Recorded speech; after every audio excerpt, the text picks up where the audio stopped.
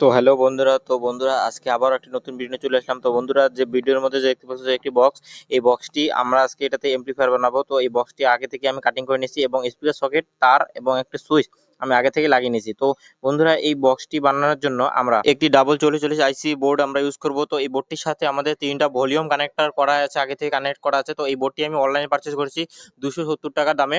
তো বন্ধুরা, আমরা ভলিউমটি কানেকশন করার আগে দেখো, এই যে আমি তারগুলোকে সবকিছু দেখে নিতেছি, ভলিউম কানেকশন এবং বোর্ডটিকে আমি লাগাবো। তো ভলিউমটিকে আমি লাগিয়ে নেওয়ার জন্য ফুটো করে নিয়েছি আগে থেকেই। তো ফুটো করতেছি, ফুটোর মধ্যে আমি ঢুকিয়ে দিচ্ছি, ঠিক আছে।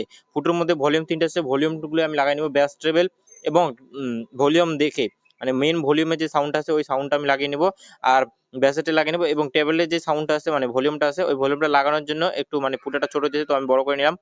তো বন্ধুরা, ভলিউমগুলোকে আমি ভালো করে লাগিয়ে নিব এবং পাশে যে নাটগুলো আছে ওই নাটগুলোকে আমি লাগিয়ে নিব ভালো করে, প্লাস দিয়ে টাইট করে নিব।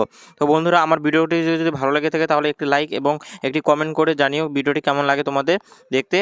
চ্যানেলটিকে সাবস্ক্রাইব করে দিয়ে পাশে আসা বেল আইকনটিকে প্রেস করে দিও বন্ধুরা। তো বন্ধুরা, দেখতে পাচ্ছ আমার ভলিউমগুলোকে লাগানো হয়ে গেছে।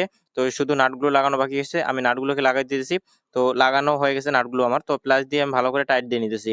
তো বন্ধুরা, ভিডিওগুলো দেখো কেমন লাগে তোমাদের, দেখে যদি ভালো লাগে কমেন্ট করে জানাতে অবশ্যই ভুলবে না। তো বন্ধুরা, দেখতে পাচ্ছ আমাদের ভলিউম তিনটা লাগানো হয়ে গেছে। তো এবার আমি বোর্ডটাকে স্ক্রু দিয়ে লাগাবো, মানে টাইট করব মানে বোর্ডটাকে। তো আমি বোর্ডটাকে স্ক্রু দিয়ে টাইট করবো, তার জন্য আমি একটা স্ক্রু নিয়ে নিয়েছি এবং ওইখানে আমি মানে বোর্ডটার যেখানে হিটসিংটা আছে, হিটসিংটার ওইখানে আমি একটা ফুটো করে নিয়েছি। ফুটো করে ওইখানে একটা নাট দিয়ে আমি ভালো করে প্লাস দিয়ে টাইট করে দিতেছি। তো আমার বোর্ডটি টাইট হয়ে যাওয়ার পরে তারপরে স্পিকার কানেক্টের যে 4টি ওয়্যার আছে, তো মানে তারগুলো আছে, ওই তারগুলোকে আমি সোল্ডারিং করে দেবো।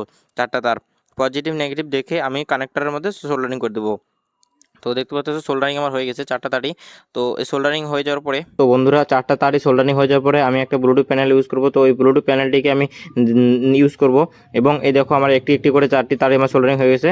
তো বন্ধুরা, আমার সোল্ডারিং হয়ে যাওয়ার পরে আমি একটি ব্লুটুথ প্যানেল ইউজ করব।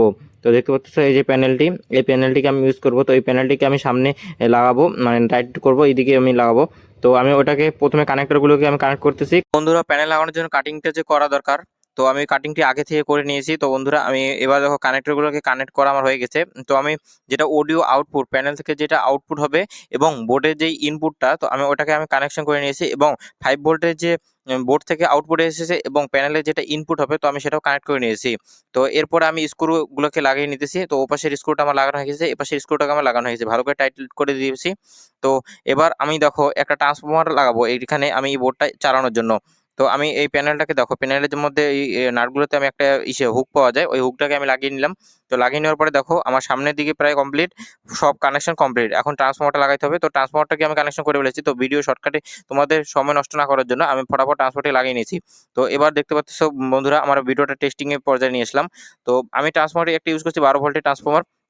দেখো বন্ধুরা, তো এখন আমি লাইন দিব, লাইন দিলে বক্সটি আমার অন হয়ে যাবে, মানে এই আমার মিশিংটি। তো আমি স্পিকার বাজাবো, স্পিকার বাজানোর জন্য আমি দেখো ওই যে একটা স্পিকার কানেক্ট করব।